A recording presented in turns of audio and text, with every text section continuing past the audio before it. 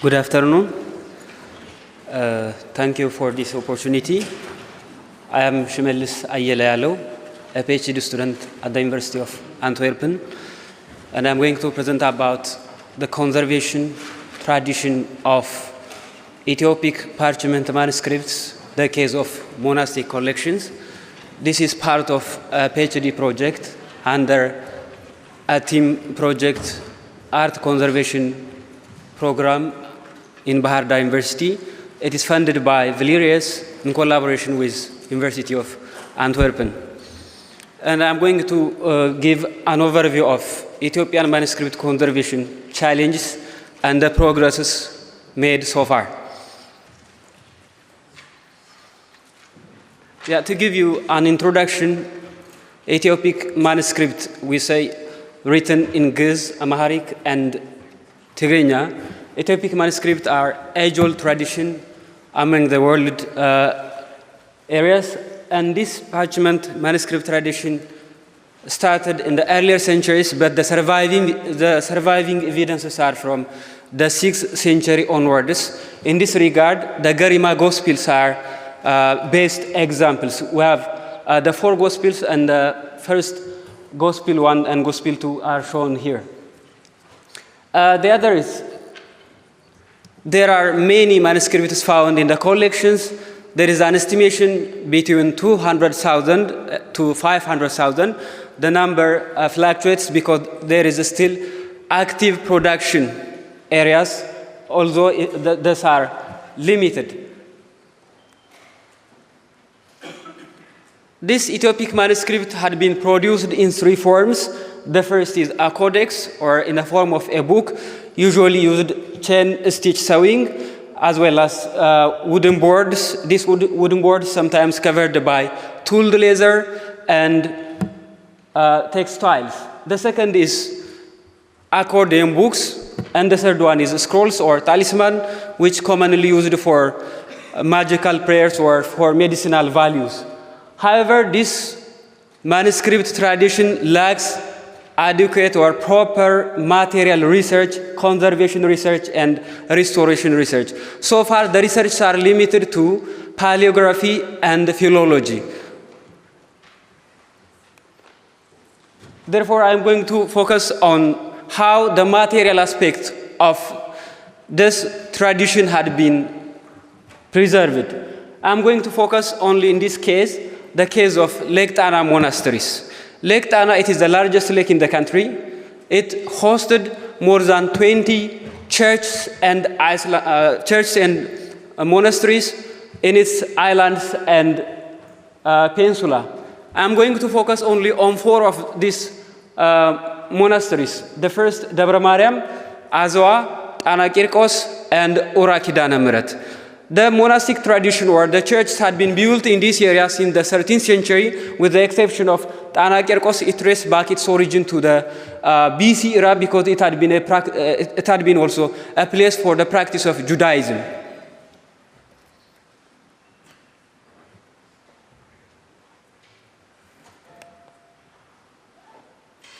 Regarding to the collection of these 4 monasteries, these monastic areas have this number of collections. Ura Kidane Mihiret, it have around 500 parchment manuscripts. Tana Qirqos around 111. Debre Mariam around 35.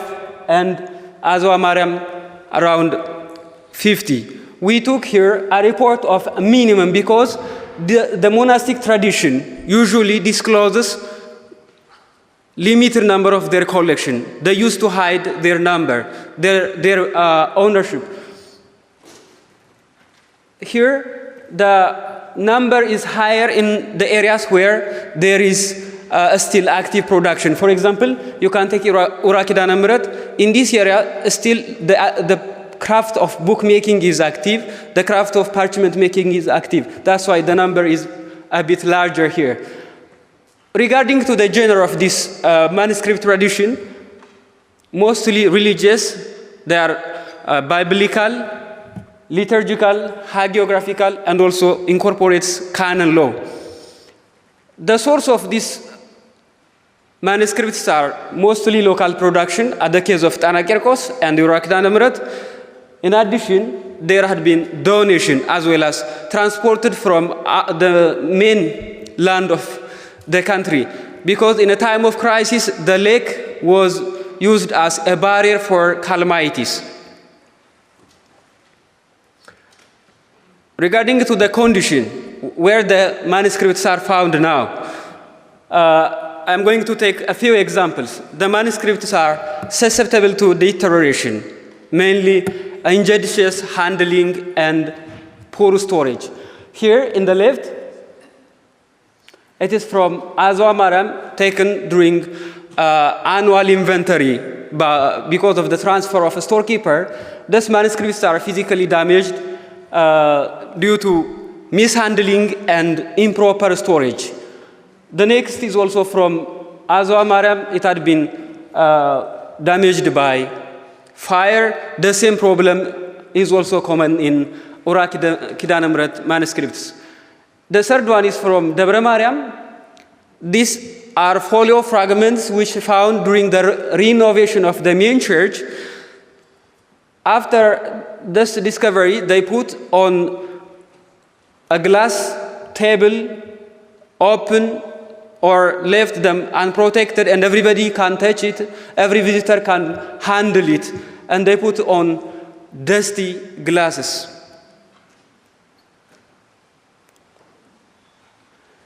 The other is water or moisture damage is the highest cause of deterioration in this area. We have tried to measure the humidity and temperature of this area, particularly in the case of Debre Mariam. In July and August, the humidity is between 70 and 78. Therefore, there is high impact of moisture here. As a manuscript from Azwa, as you have seen, it is washed, the ink is washed by water when it drawn from the top of the book. And the next is, it is from Tana Qirqos. It is severely damaged by mildew, mold, and dirt stain. And the other is, it's from Debre Mariam. The spine of the book is totally damaged by the moisture, and it is torn apart. Regarding to the progress, if we have seen the existing challenges, what progress had been made so far to protect this precious cultural heritage? The first is there was an effort to preserve this heritage by digitizing and microfilming. The earliest microfilming effort was made by Ernest Hammerschmidt. He's a German and also a specialist in Ethiopian studies. He tried to microfilm many manuscripts from this area in the 1960s. The other adventure was made by Ethiopian Manuscript and Microfilm Library that stayed from 1973 to 1991, microfilmed many manuscripts from this area. And recently, National Archives and Library Service of Ethiopia tried to digitize some manuscripts from this area, but the digitization in the microfilming is not enough as compared to the number of codices in the monasteries. The next improvement is in terms of storage. I've said from desk to shelves, because earlier the manuscripts used to be hid underground in a dusty environment. In recent time, in a few decades, there had been an improvement in terms of building enclosure. Museums had been built and shelves were introduced to these manuscripts, as well as fitting supports, wooden and metal shelves, as well as textile supports were introduced. Here you can see it is a museum. Still, the manuscripts, 111 manuscripts are stored here, and I hope it will be transferred to this museum this year. This is the old museum of Azwa Mariam, and already the manuscripts are transferred to this museum, but the shelves are still waiting to be installed. The other is wooden shelves, textile supports. Here, they try to put textile supports, as well as in Debre Mariam, there is a foam sheet to prevent moisture from the ground, but it is not enough. We will see it later. The other is progress in conservation, the documentation. This documentation was inventory and putting labels on the manuscripts. This had been made from a district to the national level. This is one book from Debre Mariam. And here they wrote the dimension, the number of folios, at least they try to register or count what it have. And also here is the level as it is displayed in the museum. Of course, it's said in the 15th century, I don't think so, because sometimes there is a disagreement between the monasteries who displayed their collection and also the actual year. The other is traditional restoration. In terms of traditional restoration, there has been resewing of manuscripts, particularly the binding. They used to resew by synthetic threads, adding in the leaves on both sides, as well as resewing guards, guarding the quires while they are torn apart at the spine. This guarding used to be made by parchment and using back and running stitch. The next is, what is the existing challenge? What is the surviving challenge in these collections? The first is lack of professional curators. The curators in these monastic collections are still the monks. And the monks, according to the information what I obtained from my interviews, monks are assigned to keep, not to conserve. Because they are responsible to transfer the number of the books to the next storekeeper, not to maintain their physical and material integrity.